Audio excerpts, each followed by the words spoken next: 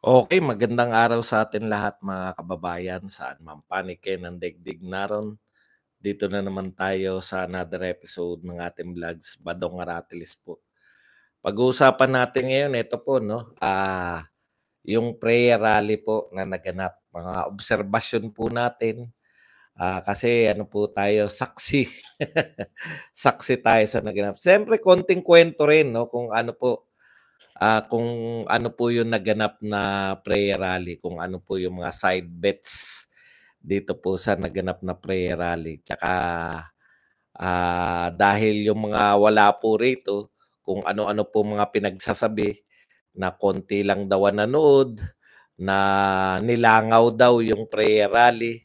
Ano po ba yung katotohanan diyan? Eh, siyempre yung mga may karapatan po magsalita tungkol diyan, eh, kami pong mga narito. Teka lang, ulong-ulo ko lang sa FB.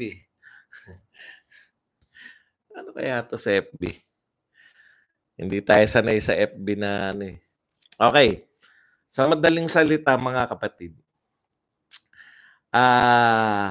'yan po ang pag-uusapan natin 'no, at halatang-halata po natin na ito po ay, ah,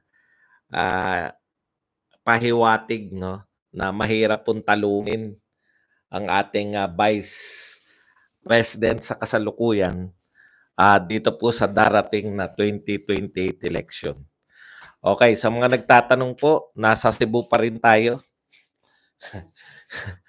Na nasa Cebu pa rin po tayo ngayon at, medyo kagigising-gising lang po natin. Maraming salamat pala, kay, Boss Kuloy 'no, na nagpatanghalian sa atin at sa lahat po ng, mga nakita ko na mga viewers natin, ah, hindi ko na po kayo matatandaan, napakarami niyo po 'no, meron naman tayong mga picture, souvenir. So, maraming salamat po sa, pagsama niyo sa'kin kahapon.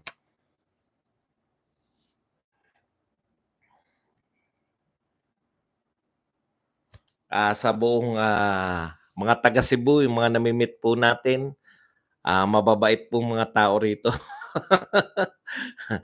Mukhang mag-enjoy rin ako 'no, ano pa ba, masarap na lechon, masasarap na pagkain, ang ang mura lalo na dun sa venue, mura lang yung lechon, eh.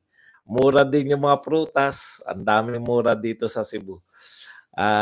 Tsaka ang mahal lang yung mahal lang yung pagmamahal ng mga tao. Okey, konting kuwento po 'no. Alam po ninyo, eto pong nakakasama po ng loob yung, media natin. Kapansin-pansin po na halos wala pong nag-cover na yung broadsheet media, yung mga pinagpipitaganan po natin na na media outlet, halos wala po, halos hindi po nila binabalita. Meron pong tinatawag na total blackout 'no. Ganito po kalaki, ang laki po ng, ang laki po ng event na 'to 'no. Talagang, sinadya po, it's either 'yan, diyan makikita talaga.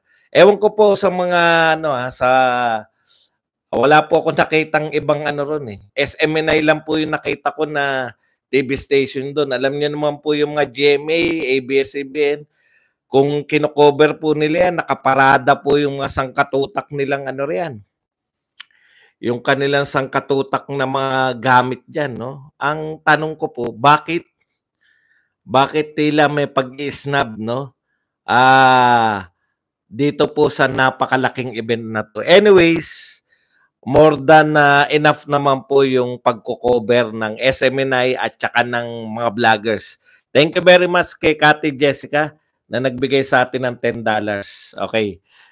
Maski nga po yung mga vlogger na BBM at mga tambaluslos vloggers, mas nakatutok pa sila, eh. Yun ang problema, eh. Yun ang problema natin ngayon 'no. Oh, 'yan yung problema niyo pala. Ang problema ninyo, kinontrol ninyo 'no, binabalita pero wala po silang footage. Wala po silang ano, eh, wala po silang pinadala ro'n. Ewan ko, parang meron nga yung TV5 pero Yung ABS-CBN at saka GMA nakakabigla, wala. Yung Inquirer at Philippine Star, wala din po. Yung pinakamalalaki natin broadsheet, wala. Sabi ko, news blackout ba? Ano ba talaga kayo?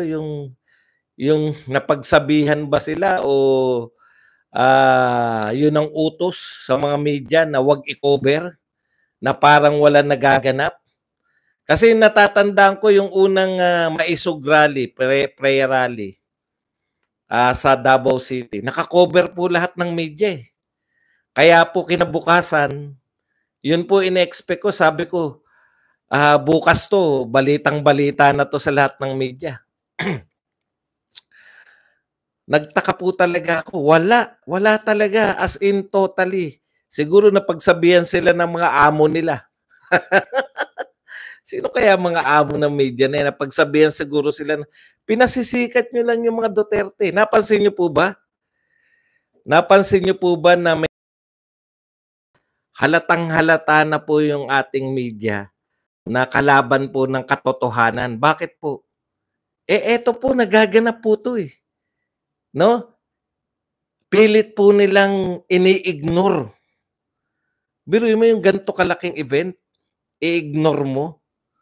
Kung tunay kang news outlet, kung ikaw ay totoong hindi propaganda, kung ikaw ay totoong hindi ginagamit lang bilang propaganda, political propaganda, dito na po nagkaliwanagan na po, no? Dito na po makikita natin yung pong silbi ng media talaga. Na yung media po, hindi po totoo yung sinasabi nila na lahat ng balita, imposible po. Imposible na hindi nila alam to. Imposible na, teka muna, mamaya na tayo sa nilangaw, ha? Kulang kayo. Ay, wag niyo silang burahin na kahapon okay lang kasi mukhang ano nila kahapon yan eh. Mamaya po, ay isa-isay natin yan. Yun ang una kong observation. Bakit may media blackout coverage, no? So pinapakita po na yung media po natin, may pinaglilingkuran po yan na hindi na po taong bayan. Kasi ang laki po nito eh. Imposibleng hindi nila alam. Imposibleng wala silang ipapadalang reporter. Kasi mga maliliit niya. Alam niyo po yung mga rally ng mga makabayan black na 5 tao lang. Yung panay mga poster lang. Binabandera pa nga nila yan. Basta mga, di ba? Pag mga gustong papasukin yung ICC, may nagrally na pro-ICC, kahit 7 lang yan o 8. Nakabandera pa yan na pro-ICC ng mga Pilipino. So kitang-kita po ninyo yung yung pagkakaiba. No? Kitang-kita nyo po yung pagkakaiba ng media noon na binabalita po lahat at yung media ngayon garapalan eh. Real talk po, no? Garapal po ngayon. Wala nang pakundangan yung kunwari yung media walang kinikilingan, walang pinapanigan. Putya, pag hindi mo kinover yung isang event, alam mo na ibig sabihin nun, no? Ayaw mong malaman ng mga tao na may malaking event sa Cebu. Yun lang po yun. O, ikalawa, sino po yung nag-cover kung hindi media? Yan nga, SMNI. UNTV ba nag-cover ng meron silang ni-live nila? Kaya, tawa lang ng tawa siguro ang SMNI. Ang mga live viewers ng SMNI kagabi, grabe siguro. Hindi ko pa nakikita yung live ng SMNI kung ilan na po nanonood. Pero kung hahayaan niyo po yan, dati pati Rappler, di ba? Kinover na Rappler, pati yung speech ni Pangulong Duterte, no? Ngayon, putya, wala talaga. Wala akong nakita. Promise. Hindi po pwedeng hindi sabihin na malaking event ito. Okay. May nagpakape ba? Maraming salamat sa nagpakape. Oy, thank you nga pala kay Boss Kuloy. Yan, napakaswerte natin basta merong mga viewers tayo na Ay hindi. Teka muna, may nagpakape raw, eh. Batiin natin, eh, nag-effort po 'yan. Manny De Leon, thank you very much. 'Yan, si Manny De Leon sa 20 Singapore dollars. Cathy Jessica, thank you very much sa $10. 'Yan. Pakisabi lang po kung may mga nagpakape na hindi pa po natin na viewer, ha. Okey. Ang daming viewer ngayon sa Facebook, ah. Nakalimutan ko mag-live sa Facebook, pasensya na po kayo, ah. Kasi ang hirap po mag-live, eh, napakahirap po mag-live. Alam ko na ngayon, kaya pala ako nawawala yung signal, yung kay Tatay Digong alam ko na lumayo ako dun sa mga media, sa SMNI tsaka yung maraming mga Cebu base, eh, Cebu base na media na nagbabalita, naka-live din. Anyway, yung mainstream media po talagang garapalan po ngayon. Never pa po ako nakakita sa history ng, mga events sa Pilipinas na meron po silang ini-ignore, 'no? Ini-ignore talaga, sabi ko, GMA, ABS-CBN at iba pa po, 'no? Ano ano na kayo? Ano na po yung ano na po yung balita ninyo na eto po prayer rally, 'no? At makikita po natin unlike po nanibago po ako, eh. O mamaya po 'yan. Marami tayong pag-uusapan, eh. Tanong-tanong lang po kayo mamaya. Ikalawang punto po natin yung, nilalangaw daw. Ay, kapuna-puna po 'no. Eto for the first time nangyari sa'tin. Grabe po, nagpaulan po sila ng hindi lang po sa'kin, sa lahat yata ng mga, nagla-live na mga viewers 'no, nagpaulan po sila ng mga troll. 'No, yung gustong i-disrupt yung yung live, eh, ang nakalimutan nila hindi kami nagsasalita. Ang nakalimutan nila, kahit ba magalit ako sa pinagsasabi nila habang nagsasalita si Tatay Digong, hindi ko naman madi-disrupt yun, 'di ba? Paano ko madi-disrupt yun, eh, 'di iba-block ko lang sila na iba-block. Hindi, umulan po, ang dami talaga, grabe. Sabi ko, ayan si Kaloyal nga, oh, pinagsisipa, oh. Hindi ko po alam kung bakit po dumami. Ewan ko sa ibang sa ibang live, mukhang marami rin po, eh. May kakayahan po silang gano'n 'no, yung kaya lang para saan 'yun? Una hindi, katulad nito 'pag ngayon kayo nag-troll sa'kin, baka ma-disrupt ako kasi nababasa ko mga sinasabi niyo, eh, 'no? Baka ma-disrupt lang ako. Eh, paano mo madi-disrupt yung nakatutok lang yung camera namin kay kay Tatay Digong, kay Willie Revillame habang kala-Baste. Hindi naman kami nagsasalita, eh. Ano yun, 'pag may nakita kaming troll ibabalibag namin yung camera namin. Mukhang tanga rin, eh. Alam niyo po mukhang tanga mukhang tanga yung nagpauso nun. Ang ginawa niyo lang, pinalaki niyo lang yung viewers ng mga nag-live kagabi. Oh, mali na naman diskarte mga trolls, yung mga humahawak sa mga trolls. Sayang talaga bayad sa inyo, ang hina ng kokote niyo, eh. Pati yung maliliit na vlogger, eh, putang dami meron nga hindi pa kumikita, eh. Panay trolls na, eh. Ibig sabihin, viewers namin kayo. Kasi hindi niyo kami madi-disrupt, eh. Hindi niyo kami madi-disrupt, 'di ba? Ay, naroon po si Pulong, kaya lang hindi po marami pong, politiko ro'n na hindi na po naisalang, 'no? Marami pong politiko ro'n. Paano idi-disrupt niyo yung mga nagko-cover sa pamamagitan ng inyong mga comment? Yung putol-putol, alam niyo po yung kagabi ba yan o ngayon? 'Pag ngayon, eh, medyo mahina, putol-putol ba ngayon o wala naman? Paki-ano lang nga po, paki-comment. Kasi kagabi yun nga mali, eh. Yung mga media pala 'no, mga nila na sumasagap sila Kaya sila tuloy-tuloy.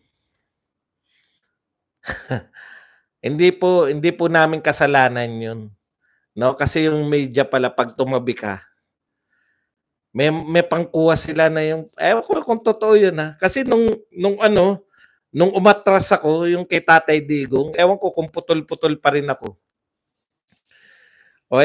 Yung SRP kasi yung pinagdausan, nasa gitna po ng kawalan. Wala pong ano ro'n, wala pong, 'di ba bakanteng lote 'yun? Bakanteng lote 'yun, eh. Kaya po walang ano. Okey. Wala pong, signal sa ibang parte. 'Yun po 'yun. Ngayon, uy, parang nag-e-echo ko, may echo 'tong yung kwarto ko sa hotel. Okey, ano pa po, 'yan yung pinapakita po nila. Eto, real talk po. Hindi nagkakasundo yung media, diskarte sa media tsaka diskarte nila sa social media. Ewan ko kung aware sila yung mga taga-social media ng kalaban, yung mga, BBM at tsaka mga tambaluslos vloggers. Kino-cover po nila hanggang ngayon, yung nangyari kahapon. Ibig sabihin meron pong effort kung sino man yung kanilang amo, may effort na itago yung na may naganap, 'di ba? Ayaw balita. Pero mismong mga vlogger nila hindi makaiwas na ibalita yung naganap kahapon, 'di ba?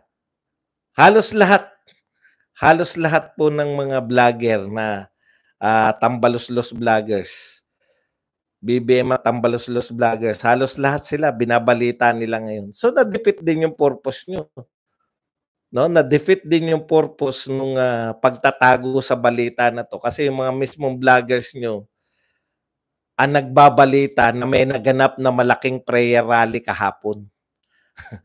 Okey. Yung mga nagpapamalita po, kaya po nagpapamalita na nilangaw, 'yan, sa usapin po na nilangaw. Alam niyo po, 7:00 yung simula. Bago magsimula, lumakas po yung ulan. Actually, mga banda-banda pa lang po yun. Grabe po talaga yung lakas. Grabe yung lakas ng ulan.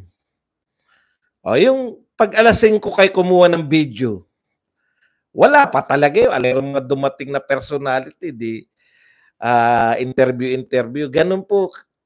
Vlogger na po ngayon ang bagong tagahatid ng balita, literal po, 'no? 'Yan po ang katotohanan. Yung ginagawa niyo mga traditional media, yung ginagawa niyo isinasalin niyo na talaga sa vlogger na ang mapagkakatiwalaan na maghatid ng balita mga vlogger na. Okey.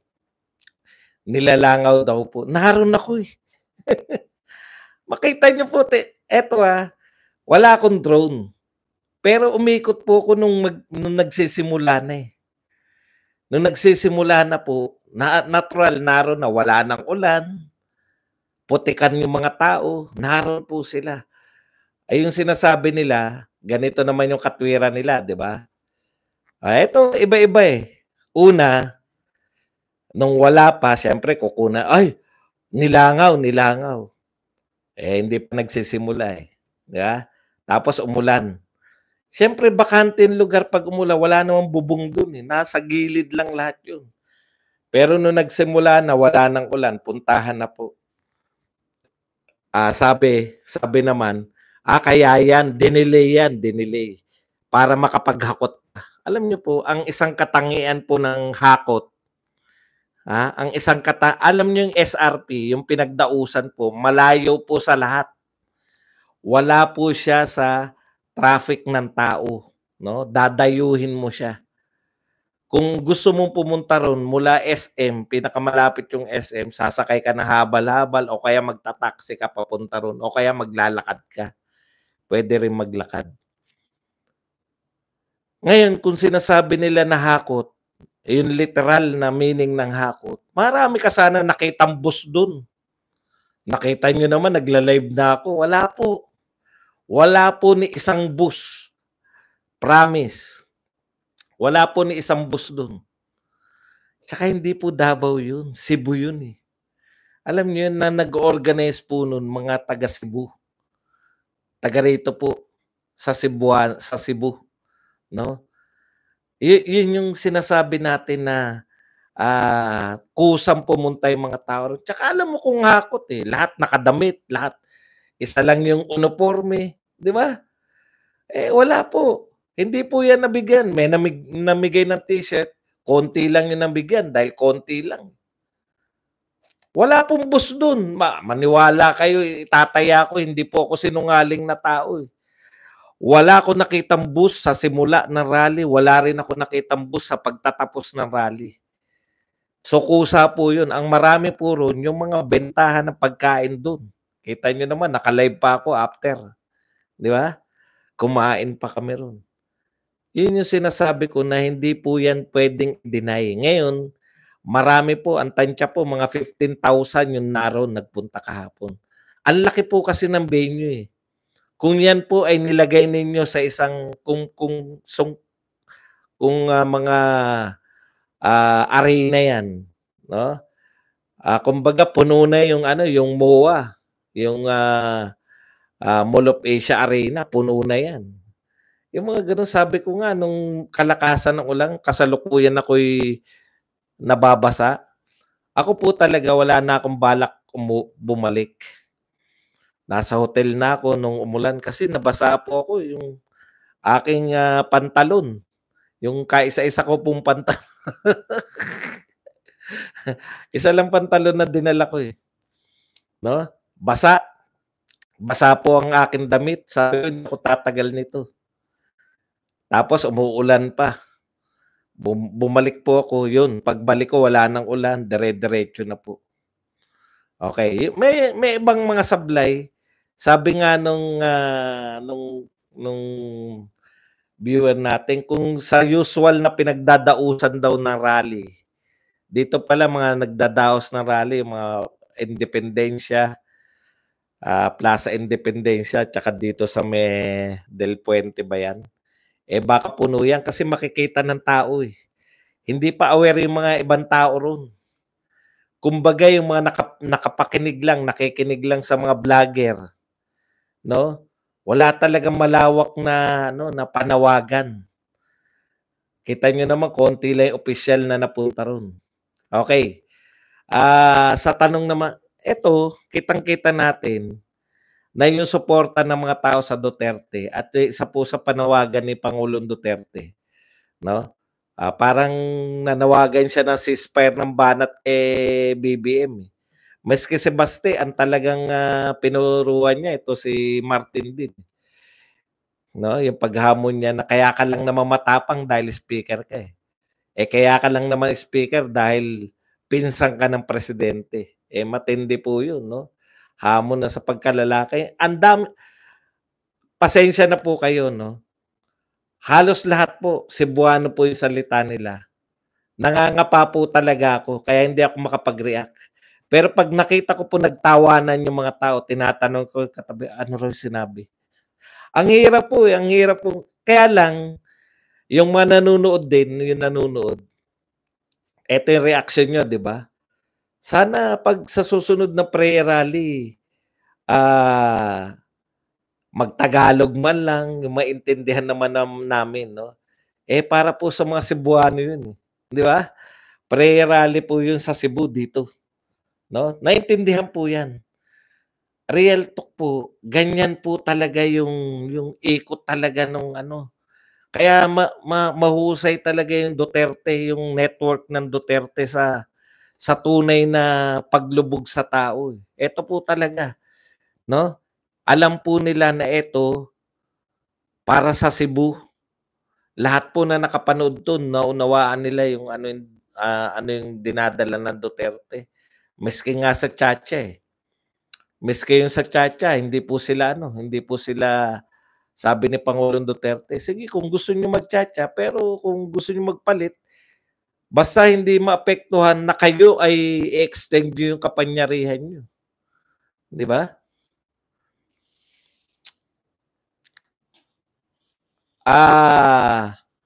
Susubukan po natin 'yan na i-on. Siguro sa FB nakikita ko 'yan, eh. Pero po kasi 'pag naka-live, 'di ba, wala pong ano 'yan, wala pong, hindi mo ma-o-on 'yun. Cutting out ang audio niyo po. Pasensya na kayo kasi wala akong mic dito sa FB, kaya ko po nilalapit. 'Yan po kaya malaki mukha natin, eh, para mas maintindihan niyo na po, pasensya na po kayo. Kasi 'tong ano para sa YouTube, eh. Mag-aral ka na lang ng Bisaya, Sir Baz. Natututo na ako, eh, kapupunta ko ng Davao tsaka ngayon sa Cebu. Siguro, maunawaan natin 'yan balang araw. Pero ilan po sa mga nakuha ko, yun nga po 'no, yung nakikiusap si Tatay Digong na 'pag kung sakali si Sara Duterte ay tumakbo, sa national, hindi niya naman sinabing pagka-presidente 'no, ano pa ba tatakbuhan ni Sara Duterte? Wala ng ibang tatakbuhan 'no. Ah, uy, bakit nagkaburahan? Akala ko siyempre yung, sinabi ni Tatay Digong na suportahan siya ng mga Cebuano. Talagang overwhelming yung magiging support ng mga Cebuano. Dito, ah, lahat na nagkakalye survey, lahat ng mga nakakausap namin, mas preferred nila talaga nung panahon ni Tatay Digong. Dito sa Cebu, wala pa ako nakausap dito na galit at magrarally. Kaya lang karamihan po hindi nila alam, 'no? Ito po yung ano, yung, hindi talaga nangampanya yung, officials, ng Cebu na yung sinasabi niyong hakot, kahakot-hakot, hindi po talaga. Pero nakita po natin, siguro babalik, nagkaimbitahan, 'di ba? Inimbitahan ni Baste, yung mayor ng Cebu, si Rama, Mayor Rama, at saka si Baste naman inimbitahan sa Dinagyang Festival at saka sa ano yung Pitsinyo? Sinulog, 'yan, Sinulog. Baka makabalik tayo 'no? Mukhang ang susunod na kampanyahan 'yan pong ano, 'yan pong mga festival 'no? So makakaasa po kayo na babalik tayo rito sa Cebu, sa Pit Senior. Actually 'yan yung event na gusto kong pumunta sa Cebu 'no, yung 'yan nga yung Sinulog. Ang problema hindi ko po alam na after pala na Nazareno, Sinulog na.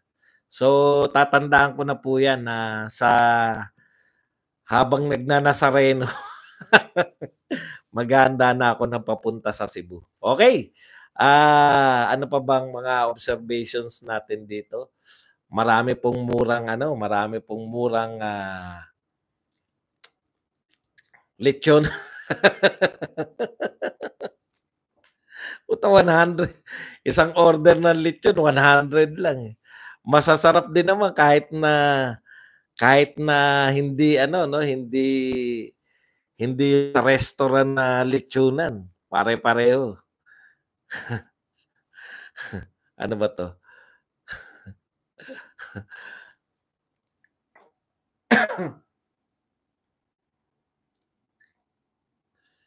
June 30, hindi ko po na ano. Alam niyo, tsaka ko po aaralin 'no, iisa-isahin ko po. Siguro ang gagawin ko, lalagyan ko ng mga, meron po, eh, puwede po kung gusto niyo po maintindihan, ewan ko po kung available 'yan, magtanong po kayo sa YouTube kasi nakakanood po ako ng Hapon, eh. Yung sa boxing 'pag may mga press conference ng Hapon, meron po dun yung auto-translate. Puwede po kayo mag-translate po ng sarili niyo kung gusto niyo po maintindihan yung mga sinabi po nila. Wala kang maikwento ba dong ano ba, akala mo siguro kontra si Digong, yung pala ano, isang oras na po tayo 30 minutes na po tayo, eh. Ano po bang kuwento pa?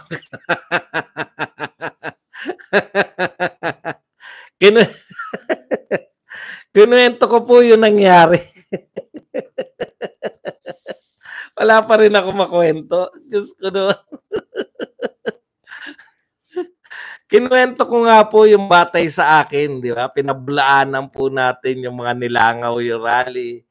Kinuwento ko po na wala rong media. Ay, yung gusto niyo po ba ikwento ko yung laman? Eh, umaamin nga po ako na hindi ko pa po naintindihan karamihan. No? Ang ine-expect ko po ganito. No? Karamihan din po, marami rin pong Cebuano rin yata sila sa Davao kung hindi ako nagkakamali eh. Marami rin po salita doon sa Davao yung hindi ko naintindihan nung habang nagla-live ako. Naka-live lang po ako. Pero hindi ko rin naintindihan, lalo na si Pulong tsaka si Basti. Straight Cebuano rin sila eh. Pero kinabukasan po, nabasa ko na sa Inquirer, nabasa ko na sa Philippine Star, nabasa ko na sa mga dyaryo yung mga kahulugan nila. Ngayon, wala po akong makita. Pero biro, meron po ako nabasa rito, Cebu Star. Cebuano rin.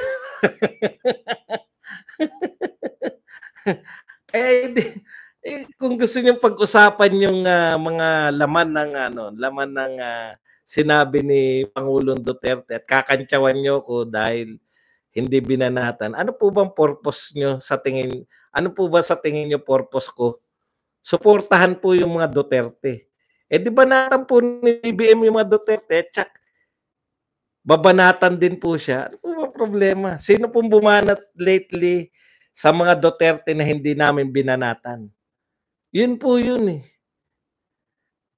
Support. Alam niyo ba ibig sabihin ng suporta? Suporta at hindi maging mas marunong pa sa Duterte. Baka hindi niyo naunawaan eh. Baka nakalimutan niyo, sinuportahan ko si BBM dahil kay Sara Duterte. Nakalimutan niyo po ba yun? Yun po yun. Kami po, supporter. Kayo siguro, mas marunong pa kayo sa amo nyo. Okay. Ayaw ko maniwala. Ito, tansya ko Yan po, nabasa ko yan. A-attend si Rama, yung mayor po dito. Kasi natuklasan niya na ito ay hindi anti-PBBM. No? Hindi anti-PBBM rally. Alam na po namin na hindi anti-PBBM rally itong rally ni yung maisog sa Cebu. Sinabi sa kanila ng organizer kay Cebu Mayor Rama. Binalita natin yan. Alam po natin na ito ay hindi BBM, baka